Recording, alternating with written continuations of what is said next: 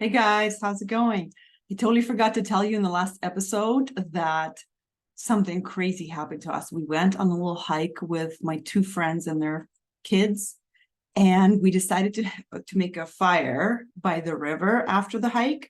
Make a fire, roast some wieners, make marshmallows, and it took us a while to get the fire going. Finally, we got it going. We did it the old school way with all the matches and the kindling and everything. And so we ate, everything was going well. Like we were starting the marshmallows.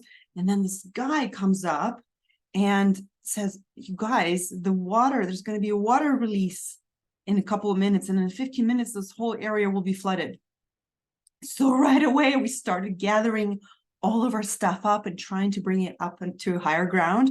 And as soon as we started doing that, the water started pouring through the river. And within 2 minutes, the whole area where we were was flooded. Not even 15, 2 minutes. And we had two little kids with us, my twins, 7-year-olds, a little dog. And luckily at one point, some of the kids were going to the other side of the river. So if they were doing that at that time and they were stranded, that would have been that would have not been good. They would have been stranded on the other side. So thankfully, like, this is when I start to believe that there are other like angels or higher power taking care of us, because the guy helped us. He gave us a heads up. He told us what to do, and he saved us, because the water is mountain water. It's freezing. So if like the water sweeps up a little kid, you're going to start swimming after, then you're both going to die from hypothermia. So that was a super amazing day, super fun, until you start thinking about how dangerous that was. But it was great. Everyone loved it, and it was a great adventure. And I'm so thankful that someone's watching over all of us. And so I just wanted to share that crazy story with you. So I wanted to today talk about arbitrary rules that we have in our head, that we completely made up, but we believe that they're true. We believe that they're the truth to such a degree that we never even realize that we have the rules. We never question them. We never think that they're optional. We never examine, like, they're just such part of the truth in our life, but they cause us some suffering. Okay, so I'm going to give you 3 of my examples, because I mean, I believe in stories and they teach the best. So that's what I'm going to share with you. I'm just having some coffee. So the first one was not happened to me. I did it to myself. This past summer, and it comes up every single summer for me, because I have the same belief every summer, is that family should want to be together. Family should be together, extended family. Okay. So because I have this belief, and I had this belief, right now I'm questioned it, so I don't believe it anymore. I see it for what it is. It's an arbitrary thing that I made up that was causing me some suffering. So now I no longer believe it like black and white. I just see it as something that was causing me suffering. So I don't no longer buy into that idea. But back when I was buying into that idea, I was really bothered by the fact that some extended family did not want to come spend time with us or the whole family. And it's so ridiculous right now, because now it makes sense to me. I'm like, why would everyone want to be together, right? Doesn't make sense that everyone would want the same thing. It makes sense that everyone's different, everyone wants different things, and everyone's idea of family is different. And it doesn't make sense that all of extended family would want to spend time together, especially like here in Western Canada. Everyone jokes about how, Thanksgiving is amazing and great, and Christmas, but also you have to put up with family, right? Like, you can have tough conversations with family, and some people can't stand their extended family, on and on and on. So it's kind of like the coin with two sides, where you love the family but also hate the family. I didn't grow up with it in Russia. We didn't have such rhetoric or such topic of how it's tough to be around family, or maybe I was just a kid. So I back when I believed this, I was really upset. I was taking it personally. I was like, this is not right. How come they don't want to see us? They should want to see us. You know, I can't even, like, I can try to forgive them. And this is just not right. This is just how all families should be. Like, I remember talking about it to some close friends and my coach. And it was just, it sounds so ridiculous to me now because I made up this rule myself in my head. Like, it's just such, and some people that I was talking to, they were saying, well, is that true? Like, should the family want to be together? And then, of course, I could think of all these times that I didn't want to be as with my family altogether. So I am just sharing this with you because of how ridiculous we make these rules in our head, and then we suffer because of how ridiculous they are, but we don't even realize that they are not the truth.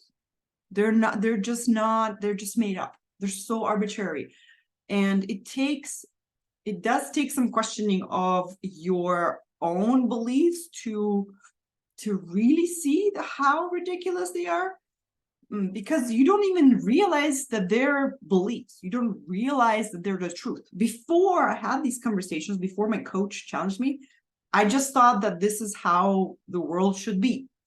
All the families should want to be together, right? Isn't that the best thing? I didn't realize that I made it up. I didn't realize, I just thought that, you know, it's as something everyone agrees, and these people are just not following the rules. So now that I've had some perspective, I've had a distance away from this sentence, from this belief, I always think it's funny. It's just so ridiculous. It's so extreme. It's so extreme to expect all these people to behave in this exact same way. It's just so absurd because, first of all, it doesn't happen. And second of all, it makes you miserable when it doesn't happen. So that's one example. Second example happened recently, and it was something small.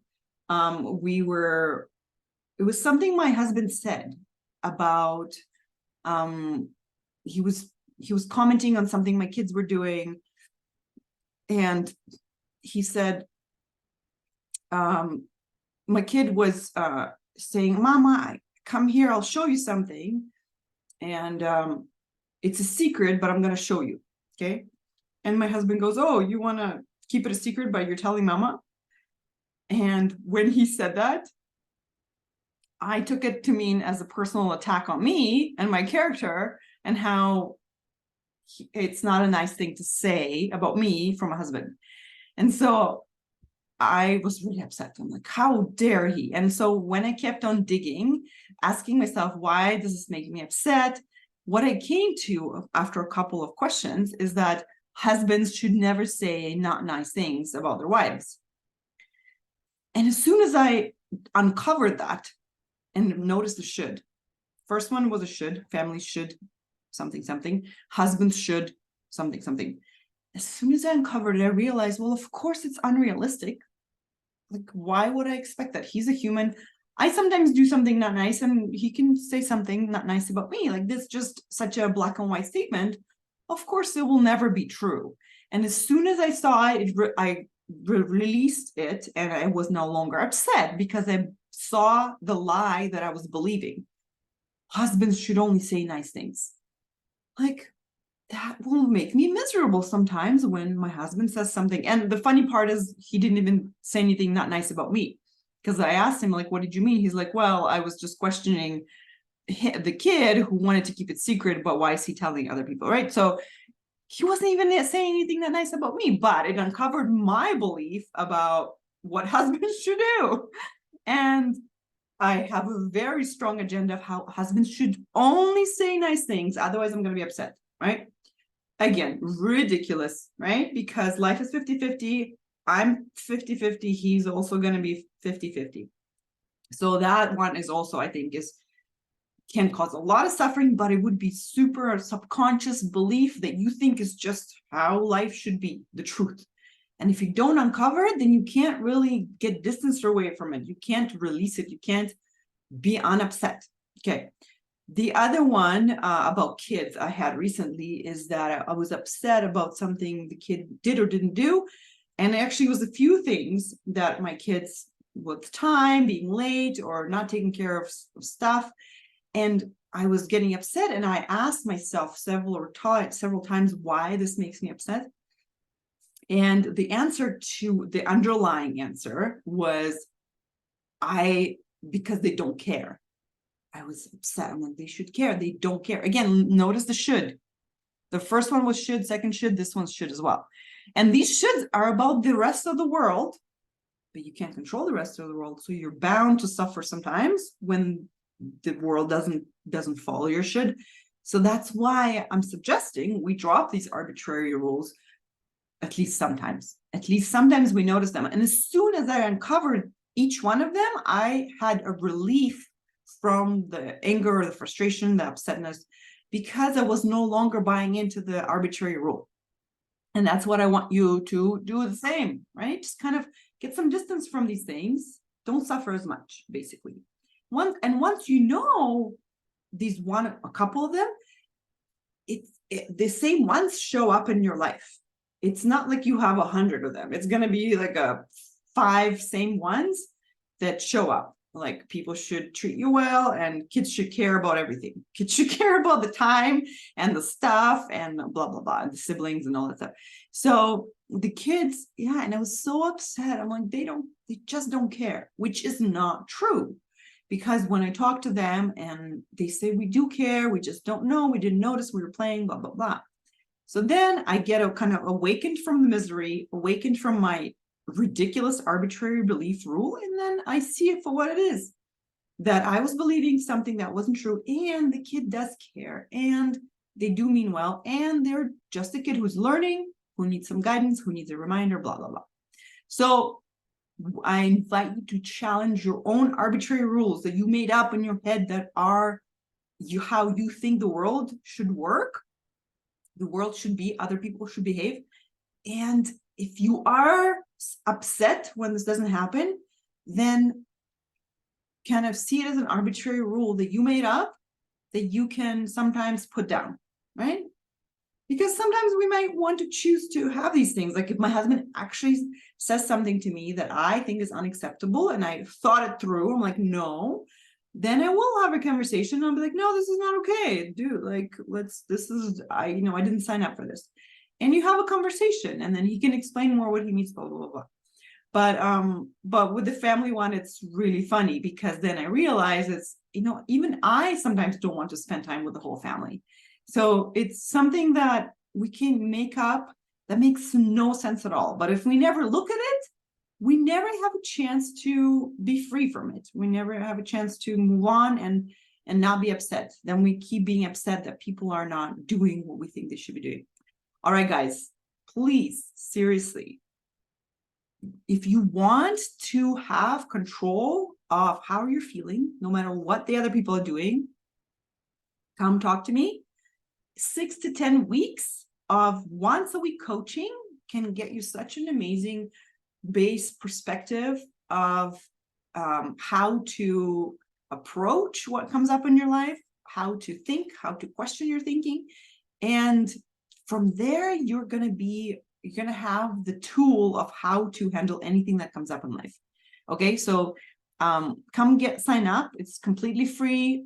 First session, www.coachingnatalia.com. I would love to see you, answer all your questions. I love you, and I hope you enjoy my mess up stories. Come listen to me and watch me on YouTube. If you haven't yet, say hello, look at my awesome office/guest room, which you can't see. All right, have a great week, and I'll talk to you after my sailing course. Bye.